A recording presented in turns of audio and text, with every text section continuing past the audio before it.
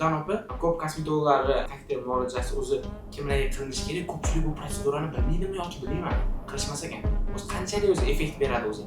Qayerga qilinadi kokteyl? Kokteyl har bitta insonga alohida biz tanlab preparatlarni qo'shib effektini 100% berish uchun yuziga birinchi ko'ruvdan o'tadi. Ajinlari bo'lsa, kerak bo'lsa botoks qo'shiladi. Teri osilgan bo'lsa, polimolочный жидкий нить, yaltirovchi янтарный kislota, aminokislota, peptidlar, polikaprolaktoновый жидкий nить, kremniy terimizni qisqaytirib beradigan dori ham qo'shaman. Ochartovchi, vitamin C bo'lishi mumkin, glutation bo'lishi mumkin. 20 bitta preparatlar bo'lsa, har bittasini qo'shib qilib berishim mumkin patsientga. Preparatlari narxi qanaqa bo'ladi? Qimmat, sifatli, rezultat beradigan, 100% beradigan kokteylni qo'shib insonga qilib berishim mumkin. Lekin bu albatta investitsiya o'ziga bo'lishi kerak. Hamma ham bu narsani narxni ko'tarib bera olmaydi.